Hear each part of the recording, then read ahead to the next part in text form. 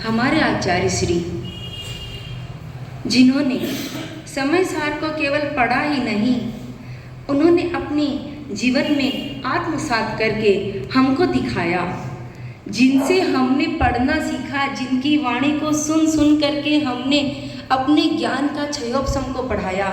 आज उन्हीं के लिए हमको खड़ा होकर के बोलना पड़ रहा है। उस काबिल बन पाएंगे कभी? क्यों कि हमने उन्हीं से तो सीखा कि धर्म क्या है, धर्म को कैसे जिया जाता है, धर्म के मार्ग पर कैसे चला जाएगा।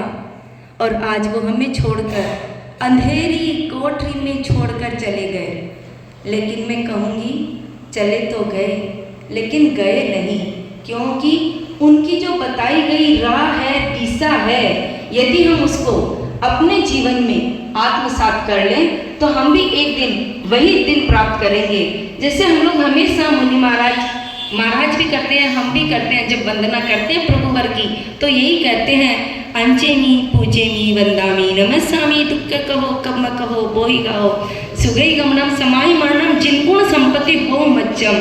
तो हे गुरु, आपने तो अपनी अंतिम समाधि मरण, यदि मंदिर बन जाए और कलशा न लगे तो वह अधूरा रह जाता है। उसी प्रकार आपने जो इतने दिनों तक संयम साधना तब आराधना की थी, उसका कलश आप चढ़ा करके गए हैं और आप निश्चित ही देवलोक में गमन हुए हैं। आप हमेशा यही कहते थे कि मुझे अपने जो मेरे गुरु है उनके पास जाना है, जो मेरे आचार्य कुंकुम स्वामी है उनके पास जाना है, क्योंकि वहाँ की आयु बहुत सागरों लंबी होती है।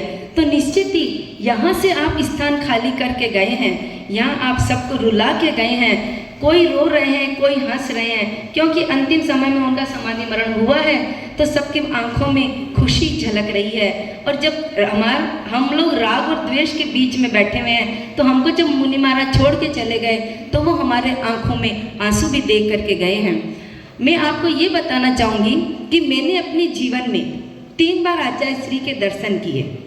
सब यही कहते थे कि आचार्य श्री की यदि नज़र हमारे ऊपर पड़ जाए तो समझ लो कि हम लोग धन्य हो गए, क्योंकि आचार्य श्री नज़र उठा के देखते ही नहीं थे। लेकिन जब मैंने दर्शन किए तो आचार्य श्री की नज़र मेरे ऊपर पड़ी तो ऐसे लग रहा था कि मेरे जमीन पे पाँव नहीं थे, मैं कूद रही थी खुशी से। और जब दूसरी बार मैंने दर्शन किए तब आचार्य श्री की पूजा वहाँ पे चल रही थी, और जब पूजा चल रही और वो भी आचार्य श्री के सामने, साक्षात नहीं बिना साक्षात ही हम लोग नाचने लगते हैं। और जब आचार्य श्री के सामने मैं पूजा कर रही थी तो मैं इतनी नाच रही थी कि सब जन बोल रहे थे कि क्या हो गया, क्या हो गया आपको। तो आचार्य श्री की नज़र पड़ी और मेरी तो मतलब और अच्छे से भक्ति होने लग गई। तीसरी बार हम लोग सामूहिक दर्शन करने गए थे, हमारे भैया दिनेश सिंह पाटनी ने हम लोगों को यात्रा करवाई थी। तब उसी खुशी खुशी से मैं दर्शन करने चली गई, और चली गई तो आचार्य श्री की नज़र भी मेरे ऊपर नहीं पड़ी थी। तो मैंने कहा यार आज तो आचार्य श्री की नज़र नहीं पड़ी, मतलब आचार्य श्री नहीं देखते हैं। फिर मेरे को ध्यान में आया कि मैंने नारियल तो चढ़ाया ही नहीं आचार्य श्री को। चलो मैं फिर से फटाफट गई और नारियल लेकर के आ गई और आचार्य श्री के चरणों में चढ़ाया, आचार्य श्री नमोस्तु। आचार्य श्री ने इतना मार्मिक शब्द मेरे को कहा कि अभी भी लग रहा है जैसे वो वहीं से बोल रहे हैं, एक बार कर लिया ना, आशीर्वाद मिल गया। तब हमको लगता था कि हम उनको मतलब वो हमें नहीं देख रहे, क्योंकि हमारी नज़र उन पर नहीं पड़ी, लेकिन वह हमें देख लेते थे। और जब मुनि महाराज का जन्म दिवस है और जो मुनि महाराज का समाधि दिवस है, मैं उसी से लिंक करके कुछ बातें अपने भावों के अनुसार कह रही हूँ। मुनि महाराज का जब जन्म तारीख है 10 अक्टूबर का उत्थान यदि जीवन में करना है तो 10 धर्मों को आत्मसात कर लो।